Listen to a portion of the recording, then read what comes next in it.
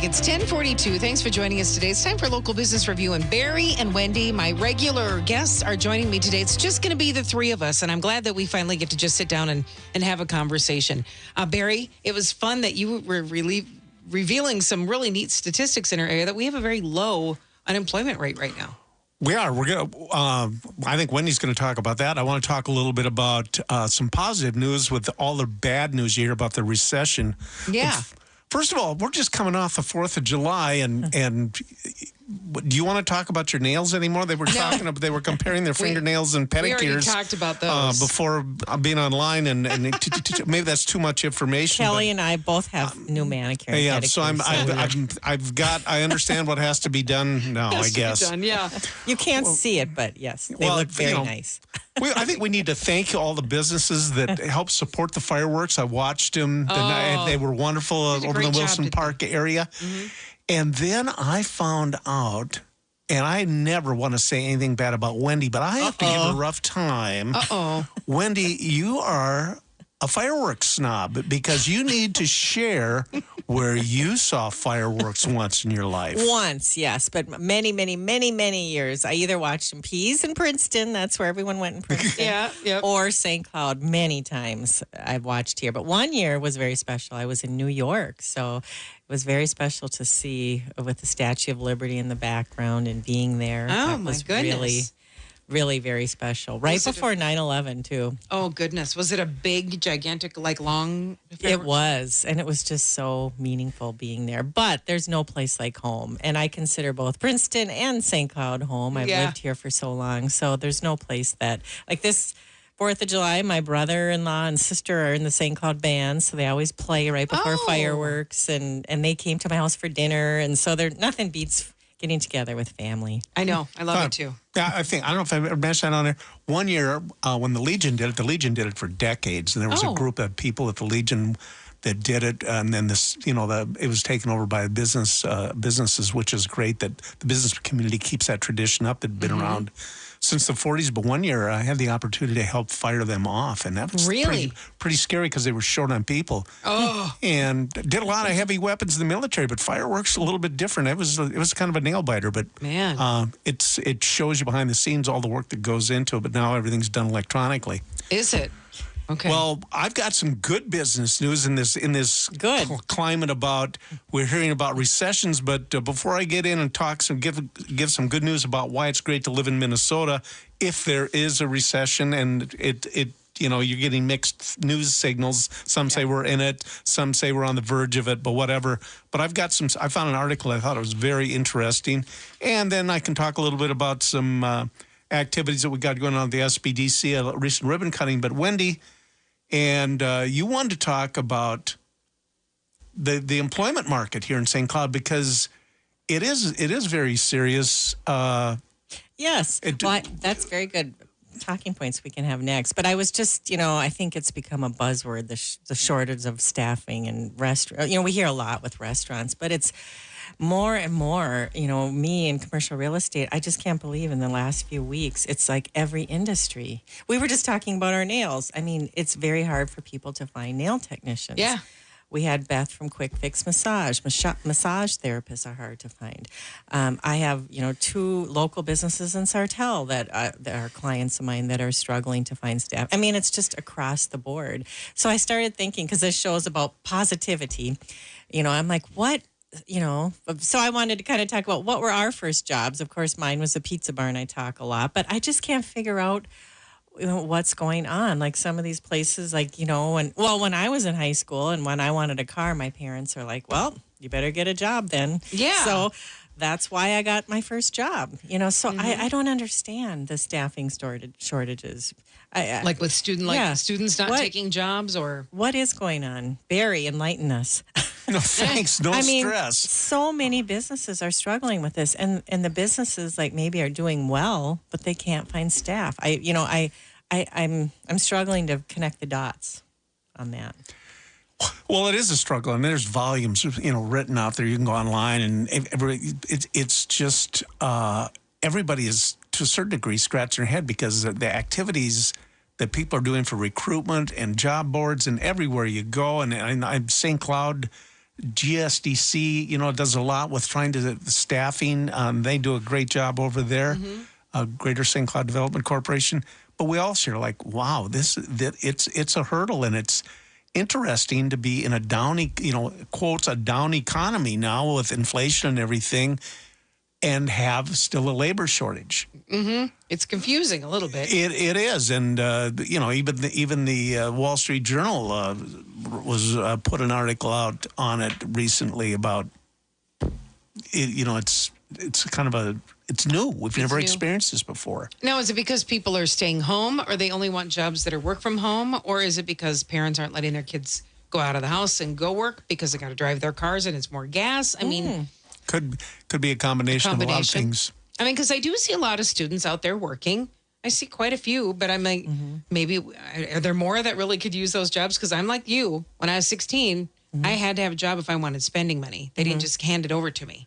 And my kids, I make them go to work. They've had jobs ever since they got into high school, and now they're full time. They started slow. I think I worked at Pine Loft was my first job. The Pine Loft in Princeton. It was a nice place. I was a salad girl. I wore khaki pants and a light blue shirt, and if you emptied the salad bar, I filled it right back up. They were known. They had a really good salad bar. Yeah, it was awesome. But I think, we've been talking about remote work, and, within commercial real estate, they're talking about like a third, that a third of office workers will go back full time, a third hybrid, a third remote. And I am kind of seeing that. So, we had Mark on, and he was saying, some people, they are more productive at home. Okay. Now me, no way. I'm a people person, so I think it's nice for people to have that option. But yeah, I don't know if that's coming into play or what. But there's a lot of people that are people. They like to be out there with individuals, right? I mean, like you're talking about Mackenzie's a little bit earlier. Just to have a part-time after-school job to get a discount on clothing and be around clothes, you think there'd be a million students that would love to do I know. I like wish that. I could do that. I know. I'm thinking, is she hiring part-time? Maybe I should go get over there. Well, what would happen? I would owe money. I know, me too. Years ago, I worked in the Crossroads Mall, and I actually, most of the time when I got my paycheck, I owed money. Well, I guess I was wondering about this, the lack of people. Is it because here in Minnesota, it seems like most people have jobs already? And I can talk a little bit about that in a minute, about, how Minnesota's positioned on a recession. We're really in pretty good shape when you look about the analysis that was done. Well, first jobs, you talk about that. Well, entrepreneur, trapping gophers, seining minnows and selling them, and walking the ditches for pop bottles.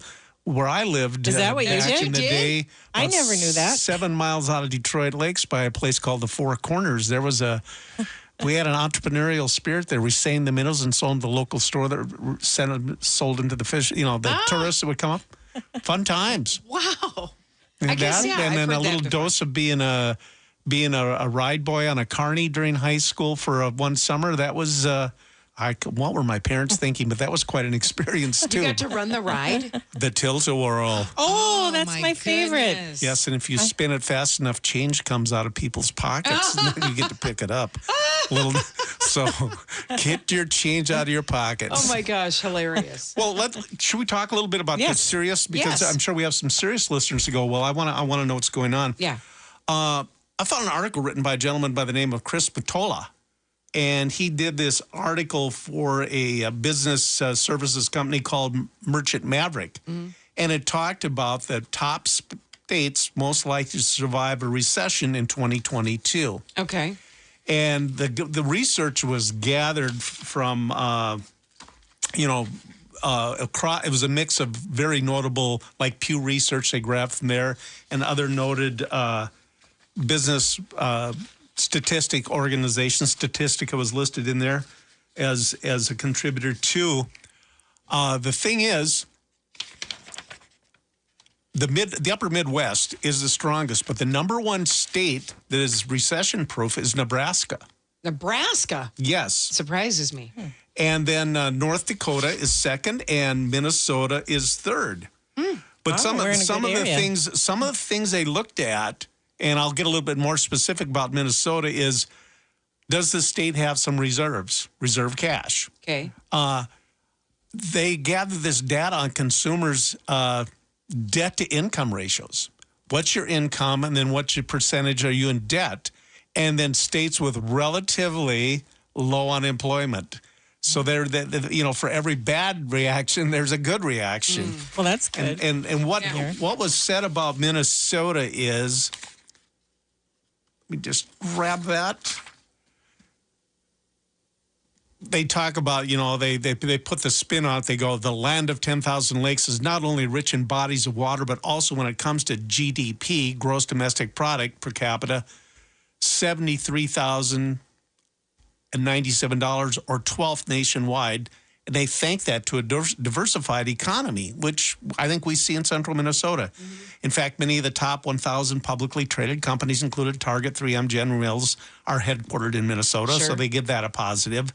And with more than half the population residing in the Twin Cities metro, also benefits from very low unemployment. They're saying 3%, but that number is lower that we're starting to read now a little bit. And affordable homes. And so we're the 7th most affordable state to buy a house in. And then Minnesota actually ranks better than average in every metric they measured except for the state income tax rate, which is quite high. Yes. And we're not going to, this is not a political show, but you hear that when you're out in the streets at 9.9%. But I think that's very positive. And I've said that before on this program before. We've been in down cycles. I've been around, I've been in down cycles, and we've always seemed resilient. It's nice. It's easy to say that on the radio, and they go like, well, how do you figure that? I had nothing to back it up. Coming back to see the research of what they're saying now, currently in 2022, I think is very important to listeners to know that central Minnesota is very resilient. Sometimes maybe just turn off the news and start living life as normal as we can. Yeah. No one can deny it. You do have a little bit of a sticker shock when you fill up your tank these days. I just went over $100 on a Suburban, and I go like, oh, this can't go on. Well, and that it's always confused me. It's like, what do they think people that are living paycheck to paycheck already, and all these prices go up? What are those people really doing? Where are they pulling the money from? It's coming off of their food from their tables. It's coming off of it can't come off the rent. If it's their rent that's having to leave, then they're going to be homeless. Credit cards, people are going into debt. Well, just to make it. I do. We got to talk positive, but you will see an uptick, I think. Now it'll be interesting to see if this plays out. But I'm hearing a little bit of talk about consumer delinquency going up on paying bills and credit cards and things. So I think we're going to see that during the second half. Gas has gone down now for the third week in a row here in Minnesota, so that's a good thing. That's positive. I know it was $4.66 versus like $4.78, I think, on a national average, which has gone down a lot. Another thing, I was meeting with a client last week and a commercial developer in town, and he said as of July 1st, the price of concrete was going up $5 per square foot, which he said was just incredible. So, but again, we're all about being positive. But yet, even with the higher prices, this client, there's a demand. They are going to be building. So, that's what I'm seeing is, yes, costs are higher, but things are still happening. Business has to continue. Life has to continue. People still need homes. People still need businesses. So, you just find a way. Well, some good news is business starts. We just ran our statistics at the midway point. I'm only one business off from being exactly where it should be on my high point, which is 24 businesses of a year. Oh. For the year, we have 11. So we're looking pretty good. I'll get you another one today. All right. We love business starts. But recently we just, one of our consultants, Ahmed Muhuddin, did a ribbon cutting out at the new multicultural mall on Highway 75 South, going out of town there. It used to be the old Ace Hardware. Okay. And there's a group of African-American, mostly Somalian background, East African business people that have invested in this mall, and they did the ribbon cutting, and they have an event hall. And the following day, they have their first wedding reception. And then they're also going to parcel it out in this building and have small shops to accommodate over 20 businesses that'll go in there for micro-entrepreneurship. So that's very exciting for the Somalian community as well as the community of St. Cloud, because as they progress, change. The restaurants and the food events, people are starting to the next generation. People are starting to commingle more, I think, and that's a good thing. Develop relationships. Oh, definitely. During COVID, I had a couple wedding event centers for sale, and they were just, they couldn't have events for a while, and now they're booked solid. Oh, yeah, that's a good thing. All of that has been coming back. Well, and with this mall now, is it where they had the ribbon cutting? Is it open, like there's already business, or it's going to be over the next few months? Well, it's over the next few months, is my understanding. As this gets rolling, I think we can have Ahmed back on the radio to talk about what's going on. But they were very excited to, have their first build. They did the build on of the community center to have events. It'd be fun to be able to go through there and take some pictures of the different places once they get a bunch of them in there. Show people what's going on, and absolutely, it'd be really neat to see inside how that's absolutely growing. Yeah, I like that. I've thought about that concept for downtown Herbergers. That's another big issue people have talked about. It's okay. Good thing I it's just back spilled there. my water. What do you envision there? And I don't know if you've ever been to Keg and Case in St. Paul. There's a brewery on top. I can't remember the name of it. Yeah. Clutch, is it? I think. I have been there, and it's got all kinds of stuff inside. And I would love to see that for St. Cloud, and there's so many, we've seen on this show, so many small businesses that instead of going and getting a lease and all of that, they could just have a little space, and I would love to see that. So it'd be fun. Yes. So we just have to keep brainstorming, working together, and I would encourage people to, get out there, even if, there's a lot of people that are kind of stuck at home right now still. Go get a part-time job just to get out and see people, and the businesses really need the help. Need help. Yes, and the also, sales potential's there. I talked to a small retailer this morning and said, hey, I'm having a better July than last year. So there's positive things happening. And also be kind and patient out there, because I feel for people that are working when there's long lines and they're short on staff. So, try to just, like they say, be kind and patient. Yep. Minnesota Nice is still in, right, Yes. Wendy? It's still in. Kelly, huh? I believe it too. All right. Thank you both for being here.